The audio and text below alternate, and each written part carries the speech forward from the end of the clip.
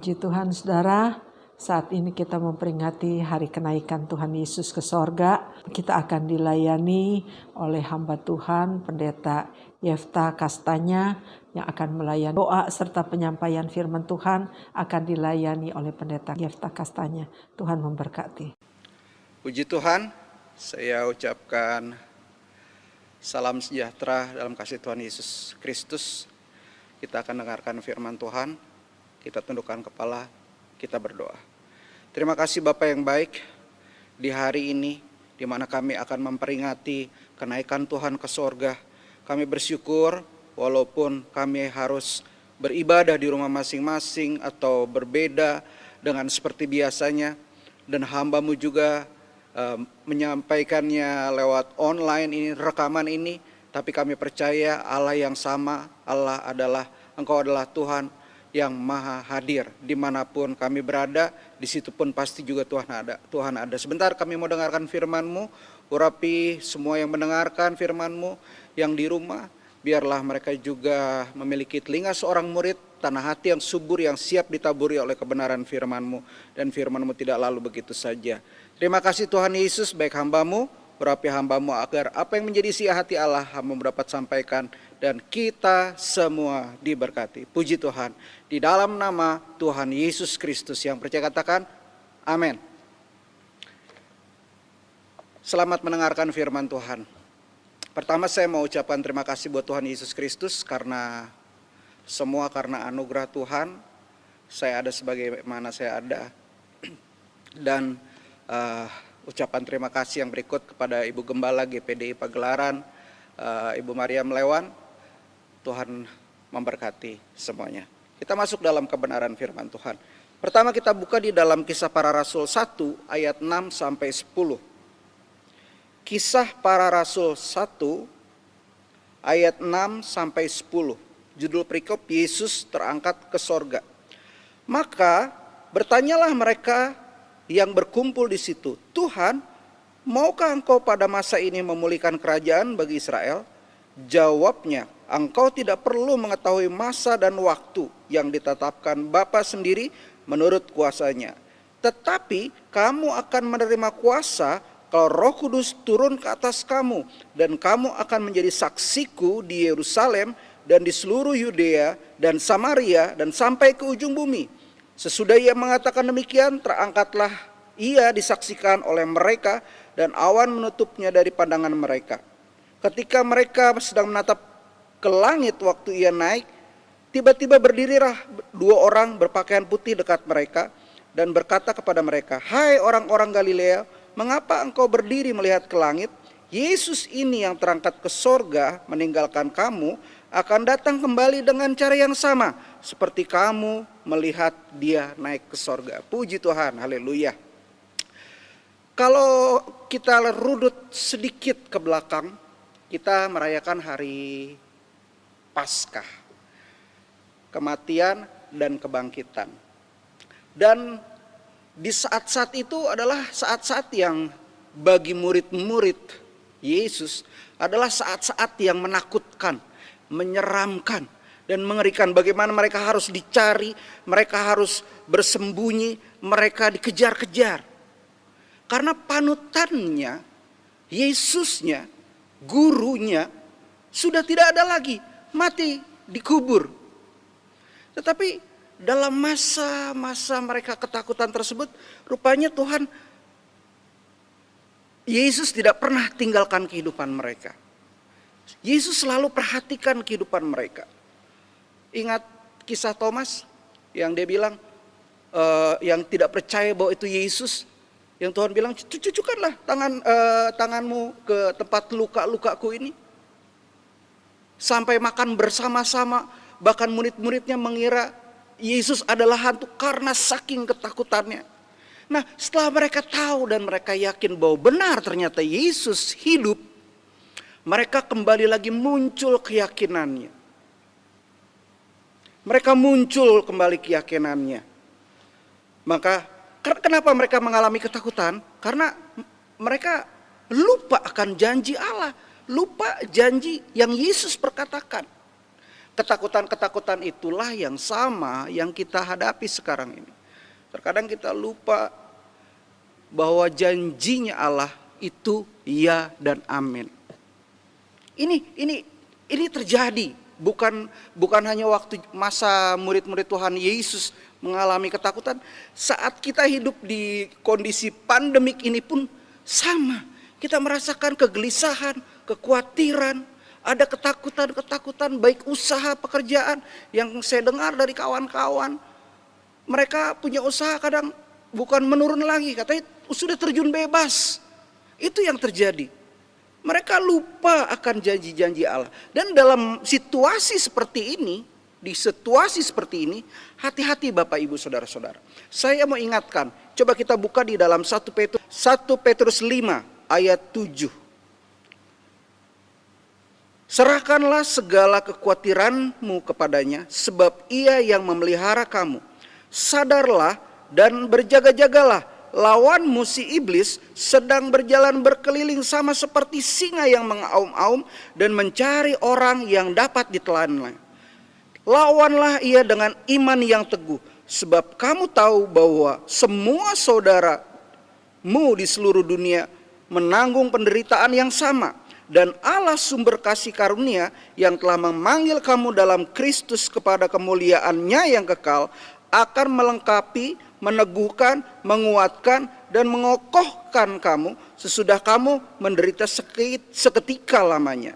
Ialah yang empunya kuasa sampai selama-lamanya. Perhatikan baik-baik. Dalam situasi-situasi seperti ini, Alkitab ajarkan kita supaya serahkanlah segala kekhawatiran kita kepadanya. Sebab Allah yang memelihara kehidupan kita. Iblis, ayat ini katakan, di surat Petrus ini katakan, dia seperti singa yang mengaum-aum, dia berkeliling, dia coba cari anak-anak Tuhan yang sedang gelisah, yang sedang mengalami ketakutan, yang selalu khawatir. Bagaimana cara kerjanya? Kita sudah ditebus lewat Paskah yang lalu, menunjukkan bahwa kita sudah menang lawan kuasa dosa. Kita sudah menang dari belenggu ikatan si iblis, si setan. Dan si iblis ini, si singa ini adalah singa ompong yang kerjaannya cuma menakut-nakuti. Dia masuk di pikiran kita. Semua yang kita lihat yang terjadi saat-saat ini, dari berita, dari layar kaca, dari koran, dari media online, semua hal-hal yang menyeramkan dan menakutkan. Tapi sejujurnya saya harus katakan bahwa memang firman Allah sedang digenapi. Kalau bicara tentang pelajaran akhir zaman atau eskatologi, Meterai 1, 2, 3, 4 sudah terbuka, sudah berjalan. Pertama tentang kuasa Roh Kudus, kuda putih. Yang kedua tentang perang, kuda merah. Yang ketiga kuda hitam, tentang perekonomian yang tergoncang. Yang keempat kematian 1/4 penduduk bumi. Ada penyakit sampar, ada penyakit-penyakit baru yang muncul. Firman Tuhan sedang digenapi. Dan gereja Tuhan tidak boleh khawatir. Tidak boleh, maksud saya begini. Khawatir, gelisah, takut itu sesuatu hal yang normal. Tetapi kalau kehidupan kita dikuasai, diperangkap, diikat, dibelenggu oleh rasa takut, gelisah, khawatir, Bapak, Ibu, Saudara-saudara gereja Tuhan akan rugi sendiri. Kenapa? Karena kita tidak bisa melihat bagaimana rancangan yang Allah sudah siapkan bagi kehidupan kita. Oleh karena itu, Bapak, Ibu, Saudara-saudara, hati-hati. Ini si iblis sedang mengincar gereja Tuhan yang dikuasai dengan rasa takut, khawatir. Iblis mulai masuk lewat pikiran. Wah, nggak mungkin ini, susah ini, pasti saya nggak bisa, saya gagal. Oh bagaimana ini, terus kita melakukan hal-hal yang salah untuk mendapatkan keuntungan dalam usaha. Itu yang iblis mau. Iblis akan menipu kita bahwa Allah itu jauh dari kita, bahwa Allah itu tidak memelihara kita. Itu iblis yang inginkan supaya kita melakukan kesalahan. Oleh karena itu di dalam Petrus ajarkan begini, Karena itu, ayat 7, serahkanlah segala kekhawatiranmu kepadanya, sebab ia yang memelihara kamu. Kita harus menyerahkan segala kekhawatiran kita, kegelisahan kita kepada Tuhan. Sebab Allah sendiri yang akan memelihara kita. Karena apa? Harus Allah yang memelihara. Karena iblis ini lagi muter nih, ngincer untuk menjatuhkan kita. Sehingga kita nggak sampai kepada tujuan rancangan yang Allah mau dalam diri kita. Oleh karena itu hati-hati saudara-saudara. Janji Tuhan itu di dalam Yohanes pasal 14 ayat 1 sampai 3. Saya bacakan dulu nih. Janganlah gelisah hatimu. Ini yang Yesus katakan langsung kepada murid-muridnya. Yang murid-muridnya pada saat itu nggak ngerti maksudnya apa ini sih. Jangan gelisah hatimu. Percayalah kepada Allah. Percayalah juga kepadaku. Di rumah Bapakku banyak tempat tinggal. Jika tidak demikian, tentu aku mengatakannya kepadamu. Sebab aku pergi ke situ untuk menyediakan tempat bagimu. Dan apabila aku telah pergi ke situ dan telah menyediakan tempat bagimu, aku akan datang kembali dan membawamu ke tempatku, supaya di mana aku berada, kamu pun berada. Baca lagi di dalam ayat yang ke-12 di Yohanes pasal 14 ini. Aku berkata kepadamu, sesungguhnya barang siapa percaya kepadaku, ia akan melakukan juga pekerjaan-pekerjaan yang aku lakukan. Ini Yesus katakan. Bahkan pekerjaan-pekerjaan yang lebih besar daripada itu. Sebab aku pergi kepada Bapa. Tuhan Yesus sekarang ada di mana? Ada di sorga. Sekarang apakah kita ditinggalkan sendiri? Tidak. Tuhan Yesus menjanjikan dia akan mengirimkan penolong. Siapakah itu? Roh Kudus itu. Tuhan tidak akan biarkan kita tinggal sendirian. Permulaannya adalah firman. Firman itu bersama-sama dengan Allah. Dan firman itu adalah Allah sendiri. Firman itu menjelma, berinkarnasi menjadi manusia. Siapa? Yesus. Masa kerja Yesus di dunia ini udah selesai. Ini adalah kegerakan era Roh Kudus. Akan terjadi dan terus terjadi. Ledakan-ledakan besar kuasa Roh Kudus yang bekerja. Boleh keadaan dunia semakin memburuk. Seperti pelajaran di kitab Wahyu yang Bapak Ibu Saudara-saudara kalau suka baca. Kejadian-kejadian itu akan terus. Ini kita akan masuk ke era baru. Ke dunia yang baru setelah COVID ini. Biasanya kita nggak pernah cuci tangan, sekarang kita mulai rajin cuci tangan, hampir setiap hari cuci tangan. Biasanya pulang kita nggak pernah mandi, langsung tidur dan segala macam, bercanda dengan anak-anak. Sekarang kita harus mandi dulu. Budaya yang berbeda, biasanya ketemu ibadah kumpul sama-sama, sekarang di rumah, live streaming lah, online. Itu yang terjadi Bapak Ibu Saudara-saudara. Dunia akan berubah, akan bergeser. Akan menjadi sebuah budaya yang baru. Dan kita harus siap. Karena apa? Karena nanti di akhir zaman ini akan muncul antikristus. Dan sekarang roh-rohnya sedang bekerja. Membuat kita merasa nyaman dengan sebuah kondisi yang kita pikir, wah ini menyenangkan buat kita.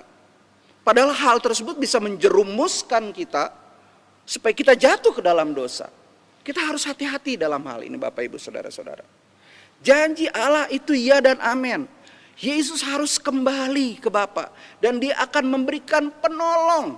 Makanya ada satu lagu yang katakan, Yesus itulah satu-satunya penolongku yang sungguh. Dia berjanji akan kembali bawa kita semua. Oh haleluya. Seharusnya nyanyinya begini. Yesus itulah salah satunya penolongku yang sungguh.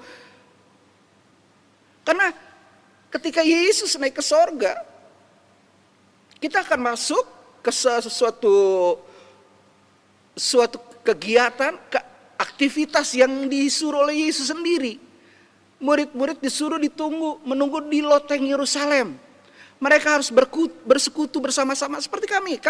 Kami pun Di GPD Tiberias Bogor doa 10 hari akan terus jalan lewat Zoom. Ada khotbah-khotbah online yang disampaikan. Tetapi tetap doa kami buka dengan fasilitas dengan aplikasi tersebut. Untuk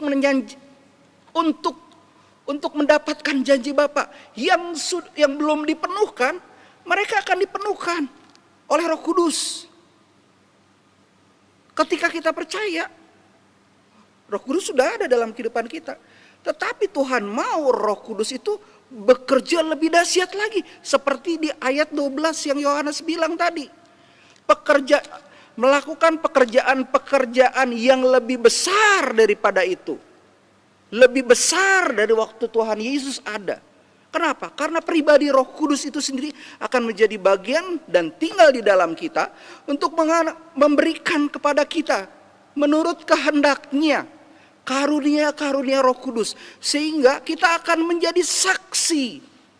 Ini yang janji yang kita gak boleh lupa. Bukan berarti kita ditinggal sendiri. Aduh, Tuhan Yesus sudah naik ke surga, tidak ada lagi. Padahal masih ada firman Tuhan. Dan Roh Kuduslah sang penolong itu yang akan memberikan kepada kita pemahaman tentang kebenaran firman Tuhan. Saya tidak mengerti Tuhan maksudnya apa berdoa. Roh Kudus bukakan. Oh, maksudnya ini. Makanya kita tidak pernah ditinggalkan sendiri. Ada janji yang diberikan, yaitu penolong, yaitu Roh Kudus. Untuk apa? Supaya ketika Tuhan Yesus naik ke sorga, kita buka lagi di Kisah Para Rasul 1.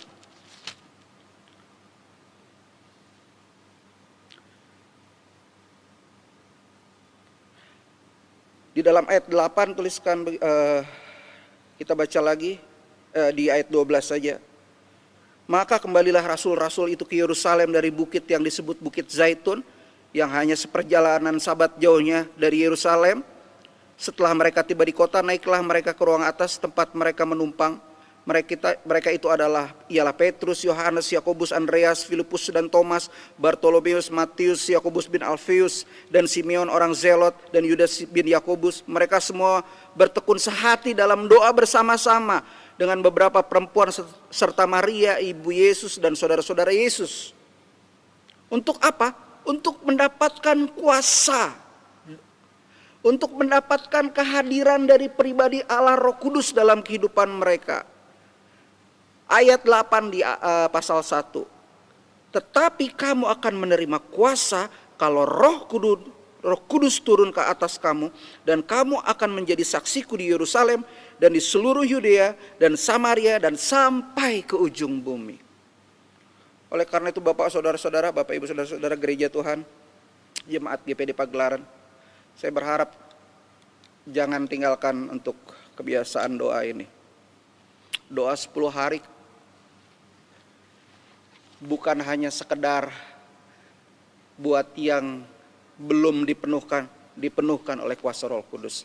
Tetapi mereka yang dipenuhkan, sudah dipenuhkan. Nanti Allah pribadi Allah Roh Kudus sendiri yang akan memberikan karunia-karunia itu kepada kita.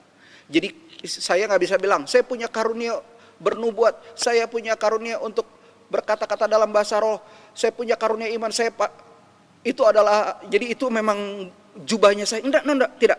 Suatu saat Roh Kudus bisa ganti dengan karunia-karunia yang lain, sesuai tujuan Allah di dalam diri pribadi-pribadi gereja Tuhan tersebut. Oleh karena itu saya tidak perpanjang firman Tuhan. Jangan gelisah, jangan takut. Kita memperingati kenaikan Yesus ke sorga bukan berarti kita ditinggal sendiri. Di saat inilah kita kembali mulai hidupkan doa kita. Menghidupkan kembali mesbah yang telah runtuh. Supaya kita tetap kuat di dalam Tuhan menghadapi situasi sekarang ini. Buat jemaat Tuhan yang ada di GPD Pagelaran, saya mau sampaikan bahwa Allah itu masih ada. Yesus masih ada. Dan kuasa Roh Kudus itu tetap bekerja dengan dahsyat dan luar biasa. Jangan pernah khawatir, jangan pernah ragu, dan jangan izinkan gelisah itu menguasai kehidupan kita. Karena kita punya Trinitas Allah Bapa, Putra dan Roh Kudus, yaitu di dalam nama Tuhan Yesus Kristus. Apapun yang kita hadapi, tantangan yang kita hadapi, Roh Kudus pasti tolong kita untuk mengarahkan kita mengerti apa yang menjadi kehendak Allah sesuai dengan firman Tuhan, untuk dapat melihat apa melihat sesuai dengan kacamatanya Allah, bukan cara pandang kita manusia. Amin firman Tuhan. Sebelum saya serahkan kepada yang bertanggung jawab, kita berdoa buat firman Tuhan pada saat ini. Tundukkan kepala, masuk dalam doa. Terima kasih untuk firman-Mu Tuhan. Kami bersyukur kami tidak pernah ditinggalkan sendiri. Kami memperingati hari kenaikan Tuhan ke sorga. Dan Engkau menjanjikan penolong, penghibur dalam kehidupan kami. Allah Roh Kudus, kami berdoa meteraikan firman-Mu itu dalam hati kami masing-masing. Kami yang menonton di video ini. Supaya kami tetap kuat selalu di dalam Tuhan. Menghadapi tantangan pergumulan. Yang lemah Tuhan kuatkan. Yang susah Tuhan hiburkan. Yang sakit Tuhan sembuhkan. Dan di dalam nama Yesus, kuasa Allah akan bekerja dengan nyata. Kuasa Roh Kudus akan bekerja dengan nyata. Di GPDI, di pagelaran sekalipun. Dari Ibu Gembala, semua jemaat, semua yang terlibat di sana. Tuhan akan memberikan karunia-karunia secara khusus. Sehingga lewat pelayanan mereka, lewat keberadaan GPDI pagelaran. GPDI kepagelaran akan terus menjadi berkat di lingkungan mereka berada. Terima kasih Tuhan Yesus, terima kasih Allahku, berkati GPDI Pagelaran dan biarlah Tuhan selalu beracara di dalamnya. Mengucap syukur untuk semuanya, mengucap syukur buat firman-Mu. Kami alaskan dosa kami hanya di dalam satu nama, yaitu di dalam nama Tuhan Yesus Kristus. Yang percaya katakan amin. Saya rupanya menyampaikan, saya juga harus memberikan doa berkat. Sekali lagi kita tundukkan kepala. Kita masuk dalam doa. Dan sekarang, terimalah berkat dan anugerah dari Maha Besar Allah Bapa di surga, kasih sayang, anugerah dari anaknya Yesus Kristus, persekutuan yang manis yang dikerjakan oleh Allah Roh Kudus, ada tinggal beserta, menyertai, bahkan memimpin kita sampai Maranatha, sampai kedatangan Tuhan Yesus kali yang kedua, dan sampai selama-lamanya. Terpujilah nama Tuhan. Di dalam nama Tuhan Yesus Kristus kami sudah berdoa dan mengucap syukur. Yang percaya katakan amin. Tuhan Yesus memberkati kita semua. Puji Tuhan saudara, kita sudah mendengarkan firman Tuhan yang memberikan kekuatan bagi kita. Tuhan memberkati. Terima kasih kepada Pendeta Yefta Kastanya yang sudah melayani kita dengan firman Tuhan. Tuhan memberkati. Salam buat keluarga. Tuhan memberkati. Saudara-saudara, kalau saudara rindu untuk mengalami jamahan kuasa Roh Kudus di dalam kehidupan saudara, saudara bisa mengambil waktu di rumah untuk berdoa, bersehati di dalam doa, dengan keluarga berdoa. Karena Roh Kudus itu nggak bisa dibatasi dengan ruang, dengan keadaan. Walaupun kita nggak bisa berdoa ngumpul di gereja, tapi kita bisa berdoa di rumah. Roh Kudus bisa bekerja di rumah saudara. Asalkan saudara datang dengan penuh kerinduan. Saudara bisa ambil waktu untuk berdoa di rumah masing-masing. Saudara bisa merasakan jamahan Tuhan, jamahan Roh Kudus di dalam kehidupan saudara. Saudara-saudara, kita ketemu lagi hari Minggu di dalam ibadah seperti biasa. Tuhan memberkati. Selamat siang. Puji Tuhan.